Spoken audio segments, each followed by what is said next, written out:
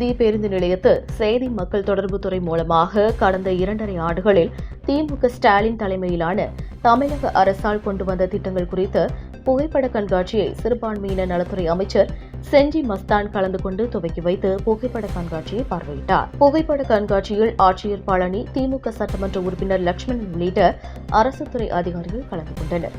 அதனைத் தொடர்ந்து பேட்டியளித்த சிறுபான்மையினர் நலத்துறை அமைச்சர் செஞ்சி மஸ்தான், தமிழகத்தில் கடந்த 30 ஆண்டுகளில் செய்ய வேண்டிய பணிகளை முதலமைச்சர் ஸ்டாலின் பதவியேற்ற 3 ஆண்டுகளில் செய்து சாதனை படைத்துள்ளதாகவும், ஒவ்வொரு இல்லத்திலும் ஸ்டாலினின் குரல் ஒலிப்பதாகவும், எல்லோருக்கும் எல்லாம் என்ற அடிப்படையில் திட்டங்கள் சென்றடைவதாக தெரிவித்துள்ளார். அதனைத் தொடர்ந்து பேசிய அவர், தமிழகம் மற்றும் புதுச்சேரியை ஸ்டாலின் பாதையில் கொண்டு செல்ல மக்கள் தயாராகிவிட்டதாகவும், சட்டத்தை மதிக்கிறதுதான் திமுகவின் அடிப்படை கொள்கை, ஜாபர் சாதிக் விவகாரத்தில் சட்டம் தன் கடமையை செய்யும் என்றும், சட்ட ரீதியாகத்தான் எல்லாவற்றையும் சந்திக்க வேண்டும் என முதலமைச்சரின் கருத்தாக உள்ளது என கூறினார். சரத்குமார் ஏகப்பட்ட கனவு கண்டிருக்கிறார். அவர் 2 மணிக்கு கண்ட கனவு எப்படி பலிக்கும் என்பதை பார்க்கலாம் என்றும், இரவு பகல் பாராமல் படத்தில் நடப்பது போன்றது அவரது கனவு என அமைச்சர் மஸ்தான் தெரிவித்துள்ளார். விழுப்புரத்திலிருந்து ரிப்போர்ட்டர் மனாசிராஜ்.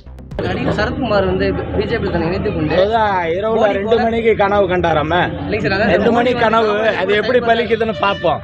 சரத்குமார் ஏகப்பட்ட கனவு கண்டுட்டாருங்க. தொண்டர்கள் கருத்து கேட்காம மனைவி கருத்து இல்ல அது சரத்குமாருடைய தனிப்பட்ட முறையில் 2 மணிக்கு எழுந்திருக்கிறது, கனவு காண்றது, கேள்வி கேட்கறது எல்லாம் அது தனிப்பட்ட முறையில் இரவு பகல் பாராமல் படத்துல நடிச்சுன்னு இருக்கிற மாதிரி அவர் கனவு.